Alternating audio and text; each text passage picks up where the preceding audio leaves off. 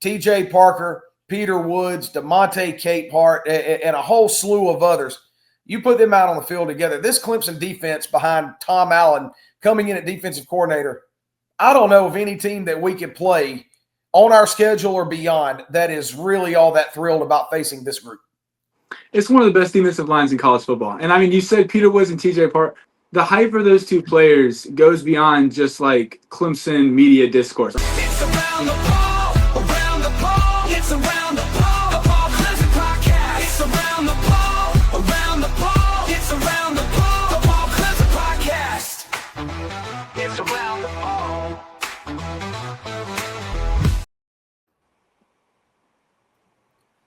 All right, what's up, Tiger fans? It is game week, and we're going to get things started on Saturday at 7:30 p.m. in Death Valley in the friendly confines for a season opener for the first time since 2019.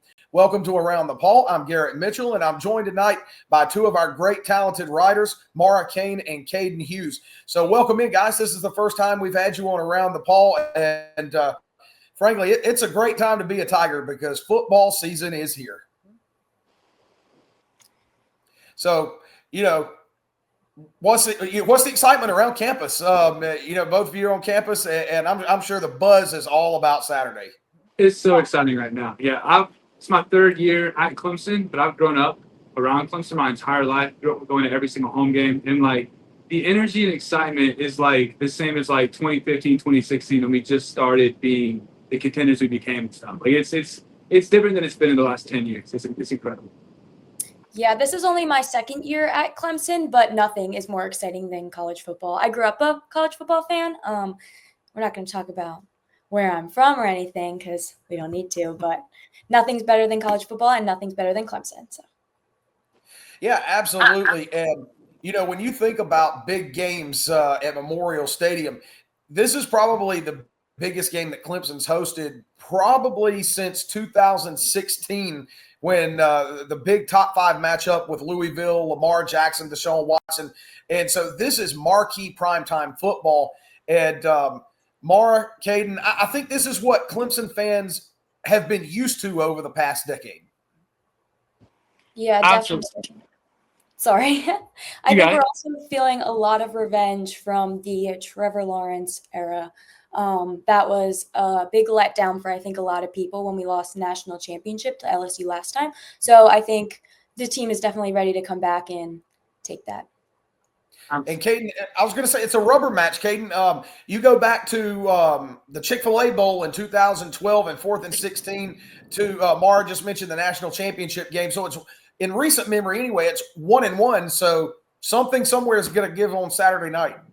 Exactly. That bowl game, that was the first time I was able to stay up late for a game. I was like 7 years old and stuff. And I remember that vividly. That's part of the reason I'm in sports media and stuff. That was an incredible game. And then, of course, Mara, like you said, losing to LSU in that national championship, there's still a negative energy towards LSU specifically. Like there's at every SEC school, we kind of just really love to beat, but LSU is a little more special. So, yeah, it's a huge home opener, like you said. Yeah, and from being on campus and you kind of get a close-up that those of us who are not on campus every day, you get the feel and you get the kind of inside scoop on how things are going. What's kind of the word on where people feel this Clemson team is coming into this first game? I think injury-wise, things have been pretty good over the offseason. The team is relatively healthy, and it would seem that Dabo Swinney, he's pretty confident about Saturday, even if he doesn't come out and just vociferously say it.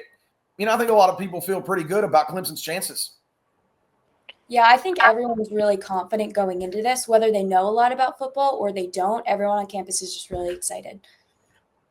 Yeah, and then I think Dabo, he's seen some of the best teams of the century in college football. And so he has those models to compare to. I've never seen Dabo compare specific players and position groups to some of his best teams in this year, going into this year. He's already as confident as I've seen him in 8 years. And, what are your thoughts on it? And it's really kind of reverse of what we've seen in the last several years. Really ever since 2020, the national media has just been slowly degrading their opinion of Clemson football. And now all of a sudden, after last year, despite the loss, it's a good showing against Texas in the playoffs. You go out to Austin, you play a great team down to the wire, and now you return 80% of your production, your starting quarterback, and now the national media has done a complete about-face, and they're all high on Clemson, including, God forbid, Paul Feinbaum. So, what do you make of that?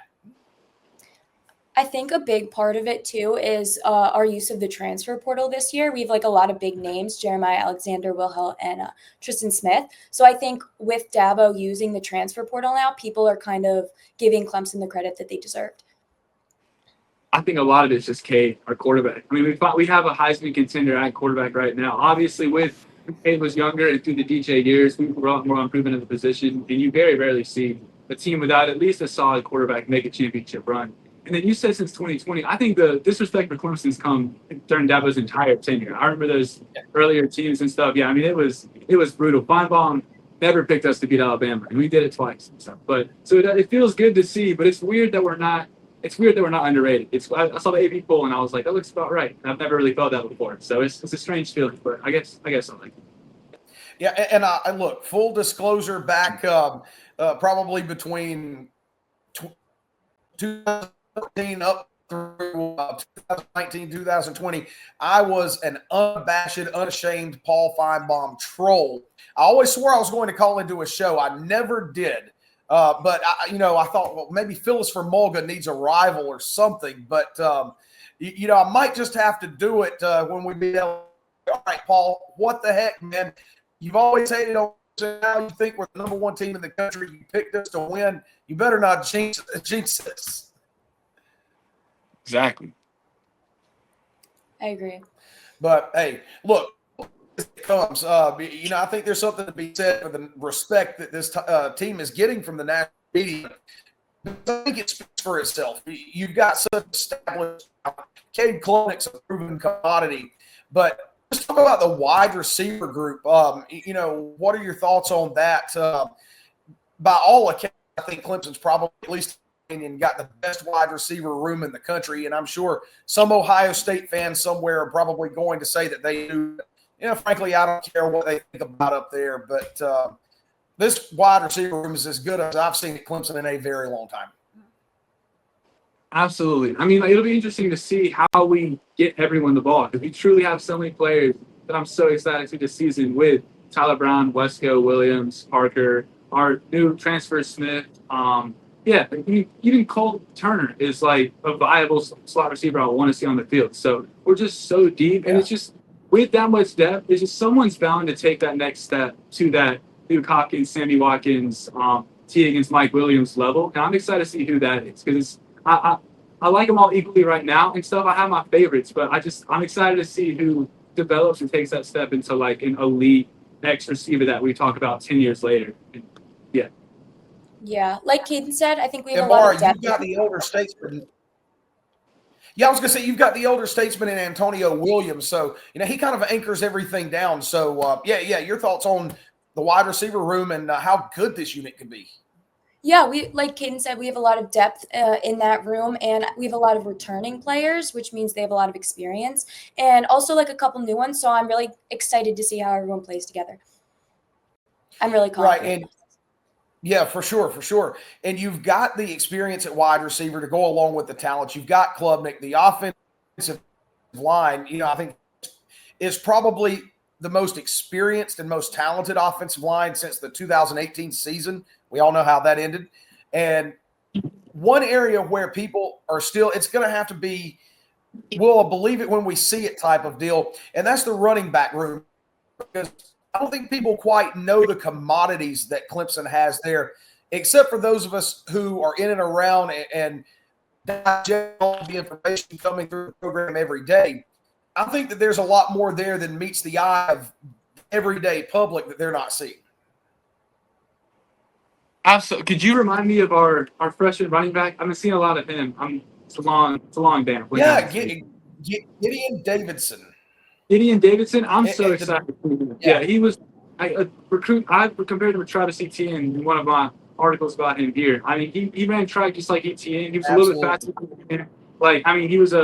He more prestigious recruit coming in. Obviously, not everyone comes in as a freshman season. He did, but we see running backs come in as a freshman and take over all the time. And I think that we don't necessarily need Gideon Davidson to be an ETN type of back year one, but if he does, I think that propels us to championship contention so easily. I think that what we need in this offense out of the running back group isn't necessarily like an A-plus NFL prospect. I think we just need production and we just need competency. And I think we can find that.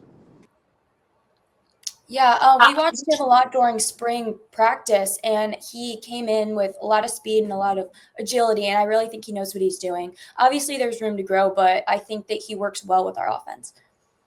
Yeah, and one thing I really like about Davidson is that not only to go along with his speed and shiftiness, he's a pretty big back as well combined with that speed and shiftiness. And so it's kind of the best of all three worlds. You've got the speed, the elusiveness, and the power and the size. And so I've always been very high on Gideon from the start. And I think ultimately he probably breaks in and sees a significant portion of the carries by the time we get to the midway point of the season. But I want to get your thoughts on Adam Randall. Respectively, what do you think about him converting from wide receiver to running back? I think we saw flashes of what he can do with the ball in his hands last year in the ACC championship game. What kind of an impact does he make? I think Randall raises our floor in the group more than anything. I think he's got the flash to be a weapon and he could be an elite dynamic player. But I think the most important thing is like us on the media, we love to talk about the blazing speed and the breakaway run players. Coaches usually look for guys that can just do their jobs, that can just get the checkdowns, that can just do pass protection, and that can just find the lane and attack it. Adam Randall is such a seasoned veteran. It's his first year as a running back, but he's always been a high IQ player. He's always been a willing player in general. And I think that if other players aren't necessarily ready to be a competent running back at this point in their careers, I think Randall elevates our floor to the point where I doubt the running back position will be an issue for us at all because we have Adam Randall. I think Gideon Davidson elevates our ceiling. I think Randall keeps our floor at a nice point. All right, here at Around the Paul, we want to thank, before we get on and talk about some Clemson defense, we would like to thank our fine sponsor, Arden's Burger Grill. Arden's has been with us here at Around the Paul from the very beginning. So go check them out over in Central South Carolina and get some of their wings, a great burger, or their hot dogs.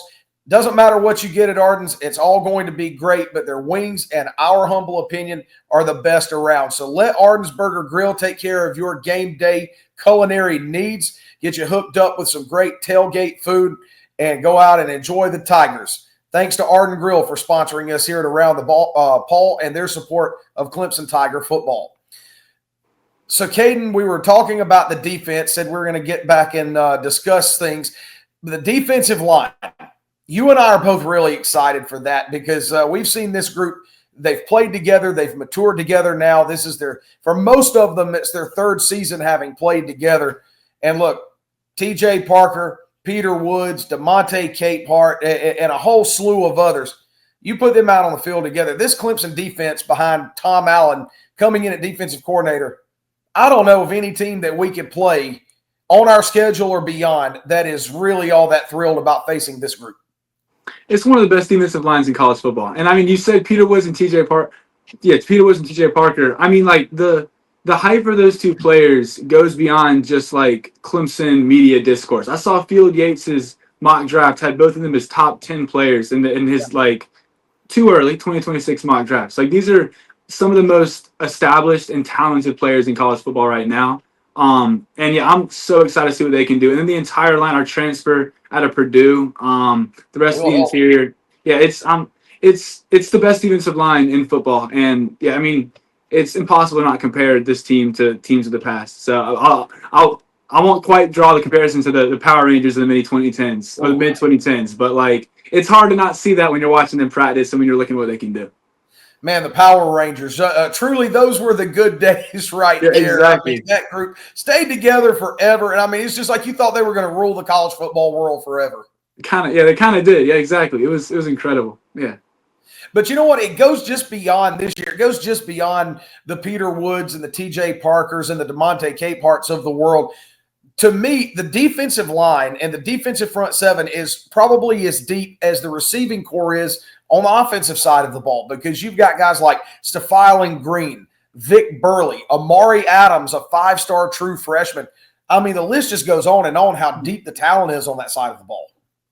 Dabo made me laugh in his last press conference. It might have been the one before, but he was talking about Amari Adams, and someone in the media, I forget who, asked a question about Amari Adams from day one, his ability to like perform early on in the season. And Dabo went on a whole kind of rant and speech about how like we tend to be a little unfair to our upcoming recruits because of players like Trevor Lawrence and players like Travis Etienne and Dexter Lawrence and stuff that came in as a freshman and were so productive so early. And he kind of gave a little speech about being patient and understanding that freshmen aren't always ready on day one. And then he fully pivoted and said, but Amari Adams is also not normal, just like Trevor Lawrence and Dexter Lawrence and Travis Etienne. And so he's been talking up Amari Adams a whole lot at the start of this season. And I mean, I think he could be – there's so many guys that I want to see play 70% of snaps on the field. And so it has to be dispersed in some way. But when Adams gets an opportunity, I'm really excited to see what he can do.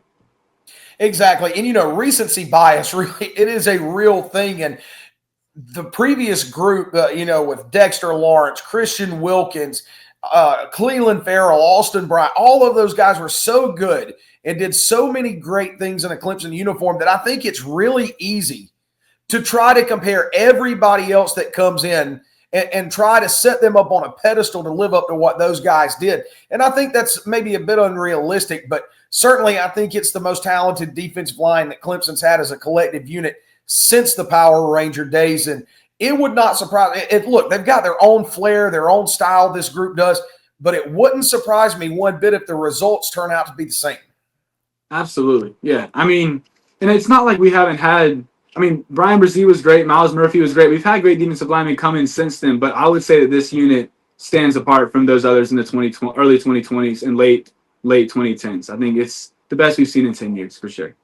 And then the back end of the defense, it has its own wealth of elite talent as well. You start with the linebackers. You start with Sammy Brown. And I mean, for my money, Sammy Brown he's a top 2 or 3 middle linebacker in the country. I mean, that is a bad man right there. Absolutely. What surprised me, so I came into training camp and came into like late summer practices expecting for all praise on defense to go to Sammy Brown, Wade Woodaz. And I heard every linebacker talking about Jeremiah Alexander. I want to talk about him because they talked about He was high school teammates with Peter Woods, and then they came in, and in high school they would go to every workout, every practice like an hour early, and they work out together. And they started getting the whole team to do that. And he said that it went a long way towards the team finding the success they found in high school. They brought that to Clemson, Peter Woods and Jeremiah Alexander waking up early, getting up over to practice an hour early, and the entire team's followed suit. And I've heard Dabo said if every player was like Jeremiah Alexander, this would be the easiest job in the world. Wade Woodaz, Sammy Brown have nothing but good things to say about Jeremiah. So someone that we haven't seen play for Clemson, so maybe it's someone we're not thinking about as much, but I think he's going to be incredibly productive. I don't know how – I mean – out of Sammy, Wade, and Alexander in a 4-2-5, obviously you got to mix them in some way. So we got to figure that out. But it's a great problem to have the depth we have, and I'm excited to see him play too. And I love Jeremiah Alexander's story. Of course, he went to Alabama, transferred to Clemson from Alabama, but it's really full circle for him because he was very heavily recruited by Clemson out of high school, very nearly went to Clemson out of high school before he decided to stay in-state. And all roads eventually led back to upstate South Carolina and to Tiger Town. So it's just a great story. And I'm with you 100%, Caden. I think he has a chance to be really, really special and complement this defense. Absolutely. Well, and the secondary too. I mean, you work your way from the defensive line, linebackers, and then you get to the very back end, and it's the secondary, your safeties and DBs. The talent just doesn't fall off. And that's, I think, is what is so scary about this defense. Oh, okay, well, you get to this third level, you've got Khalil Barnes, you've got Ashton Hampton. I mean, where do teams go to find easy yards? I don't think that there's anywhere that they can turn to get them. Yeah, I mean, it's a great secondary. I'm excited to see how they do in week one because they're going to be immediately tested against the spread offense with LSU and their air raid and stuff. But I think that, like, if any team in college football has what it takes to hang with LSU pass catchers, it would be this team. No, 100%. And, look, first of all, for my money, I'm taking Cade Klubnik over Nussmeier any day of the week at quarterback. But I'm really interested because even in the SEC, I don't think Nussmeier, maybe with the exception of Georgia, and I don't really throw Alabama into this conversation anymore because last year they just, I mean, say it for what it is, they weren't very good. But this is probably the best defensive line, maybe outside of what he would see at Georgia, that Nussmeier is going to see all year.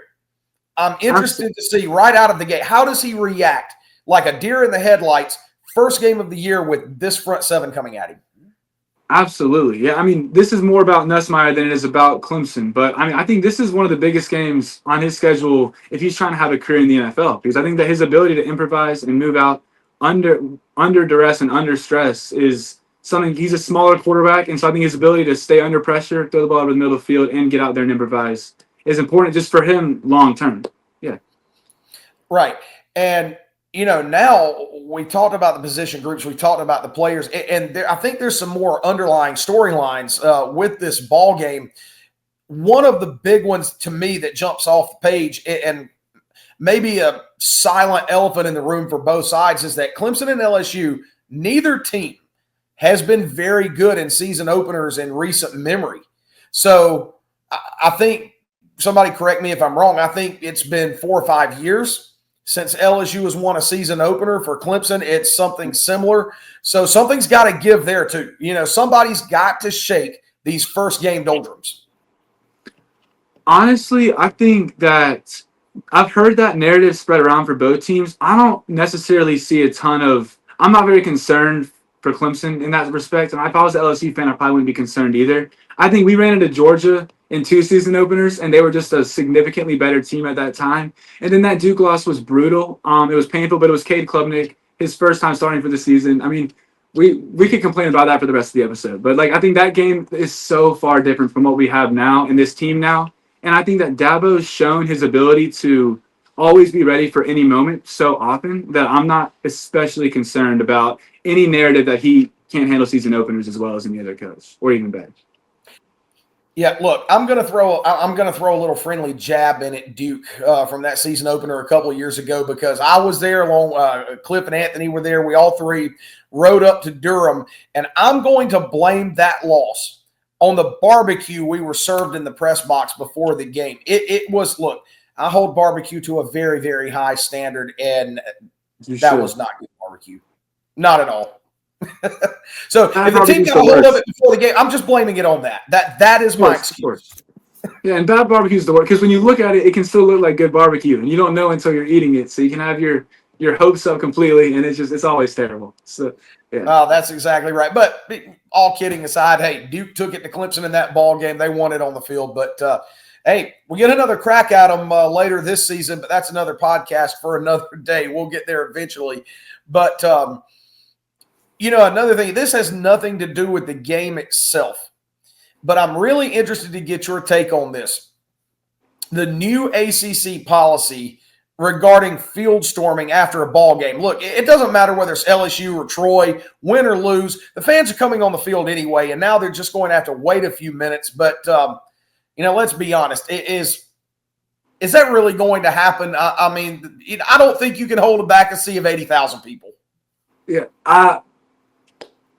I knew you were going to ask me this. I mean, if you're totally just asking me bluntly, everyone here, the thought is, I'll say, the conversation always goes, did you hear about the ACC rule? And it's like, oh, we're not doing that. No, I don't think anyone's going to respect that or follow that. As long as the rest of the fans and the rest of the crowd runs in when they see the students storming the field, I mean, even if they don't, it doesn't, I mean, they can't stop all of us. So yeah, I mean, I don't think that's going to stop anything. Maybe it does. Maybe everyone is just talking a big game right now and stuff. But personally, I don't love restricting going on the field. I understand it. If I was working in safety for Clemson, maybe I'd have a different opinion. But I'm not. I'm a student. And so I like to run on the field and storm the field once I can. And it's just when there's a restriction, it's a little less special when it's restricted and when it's structured and stuff. There's human nature in just being able to immediately win and storm the field. So I'm excited because I think it will go that way. And it's easy for us to sit here as fans and you as a student to say we don't like it. And I'll be the first to raise my hand and say, I don't like it. I'm a traditionalist. And look, field storming is part of the game. It's as old as the game itself. And I don't know that I can ever remember too many cases of anybody suffering significant injuries during field storming events. Look, just let the fans have fun. It's a part of the game, and I don't like any outside influences telling me what I can and can't do anyway. So, but, you know, SEC fans, look at the SEC. They've been fining their teams and their programs for many years for fans rushing the field. Has it stopped them? No. The school just pulls out their checkbook and said, well, here you go. Donate it to whatever charity you want to. But it doesn't matter to them. And frankly, I really don't see it concerning Clemson fans too much. No, I doubt it. I mean, we're not writing the checks either. So I mean, you know, it's they're punishing the wrong people and stuff. I mean, I'm not punishing, you're punishing, but you know, it's I mean, so what are we talking about here? I think the fine is something like it's in the six figures. I think it's less than $300,000 for the first time. But when you think about how many students Clemson has on campus, what's that going to do? Raise tuition by about 5 cents for every student on campus to cover the bill? I think I paid that in parking tickets last year. I mean, I don't think that's anything for them right now. Oh my gosh! Look, when I was in college, I got a parking ticket for pulling my car through a parking spot where I was parked the opposite way from other vehicles. And I got a parking ticket for that. And the reason I was told was because they could not see my parking decal on the back window because I was parked the opposite way from the other cars. In other words, the parking attendant was too lazy to get off of a golf cart and walk 5 feet to check the back of my car to see my parking tag. So, yeah, they're going to make their money. So it doesn't matter where you go to school. Schools are going to make their money. Oh, yeah, absolutely. They find you everywhere. I mean, if our recruiters worked as hard and as tirelessly as our parking enforcers, then we win every championship. They don't sleep. They're always around right when you park in the wrong spot. Yeah, they love handing out tickets. Well, at the end of the day, hopefully there's a lot of parking in Death Valley on Saturday. And what I mean is, for everybody listening, a lot of Clemson defenders parking LSU players in the dirt of Memorial Stadium. If we do that, I think Clemson's going to be quite all right come about 11:30 Saturday evening. Absolutely. Well, to that end, as we wrap this show up, as we always do here on Around the Poll, we haven't gotten to do this in about 365 days, but it is prediction time. So we're going to throw out what we think the final score is going to be. And, Caden, this is your first Around the Poll show with us, so you get the honors. What's the final score going to be on Saturday? Let me think. So the final score, I think it's going to be a shootout. I know we talked so much about the defense, but, I mean, the LSU offense is always incredible. They're one of the more schematically intelligent teams, and they do have a Heisman front-runner at the helm. I'm excited to see how Tom Allen deals with a more spread and empty concept. That's something West Coast wasn't doing very well during his tenure. So I'm excited to see that change. I think both teams are going to come out firing and be very explosive. I think it's very high scoring. I'm going to go with 34-31 Clemson. All right. That would certainly take a few more years off of my life and give me a few more gray hairs, neither of which I need. But all right. I think it's going to be close. Yeah. All right. So I'm not going to be quite that conservative, but I do agree that LSU, they have a talented offense, particularly a lot of really talented, fast guys out wide who can make plays in the open field. And Nussmeier, you know, while I'd give the edge to Klubnik at quarterback, I think Nussmeier is a talented quarterback in his own right. I do think that ultimately the tide of this game is swung by the defense. I think Clemson just has a better defense than LSU, period. Absolutely. And so Clemson's not going to get into the 40s point-wise. I don't think they push 50. But I think the Clemson defense is able to make a few more big plays than LSU's defense is able to make. The Clemson wide receivers take over. Guys like Adam Randall at running back are going to burst on the scene and really make Dabo into a genius prophet and converting Randall to running back. I think Clemson's just a more complete team when it's all said and done. So when the clock hits 0, I'm going Clemson 38, LSU 27. Perfect. Look, maybe 1 or 2 more years left on my life if it's a double-digit game. But, yeah, either way, I think Clemson wins this ball game. So, yeah, hopefully it's not too nerve-wracking on Saturday. But I think I can speak for both of us when we say we're both really looking forward to this. I'm counting down the days. I'm waking up every day like it's X more days till Clemson LSU. It's 6 more today. Yeah. Well, this home and home was scheduled probably about 6-7 years ago. I've actually had it marked on my calendar since this home and home was scheduled. And oddly enough, we have another home and home scheduled for 2030 and 2031 against Oklahoma. And so I'm looking forward to that too. I love these big marquee non-region matchups to open the season. So I agree with you. Saturday can't get here fast enough. Marquee matchup, prime time, under the lights at Death Valley. Let's go. Absolutely. Well, that's going to do it for us here on this episode of Around the Paul. We appreciate everybody tuning in and watching. We hope everybody, whether you're watching at home with friends or you're at the game on Saturday, everybody enjoy the game, have a safe time, and we'll catch you on the next episode of Around the Paul. I'm Garrett Mitchell along with Caden Hughes. And Mara Kane, she'll be back hopefully on the next episode. Little few technical difficulties there. We're going to get that ironed out. But for all of us here at Clemson Sports Media, Garrett Mitchell for Caden Hughes and the entire crew at Around the Paul, we sign off as always by saying, Go Tigers. We'll see you at the Valley on Saturday night. It's around the pole.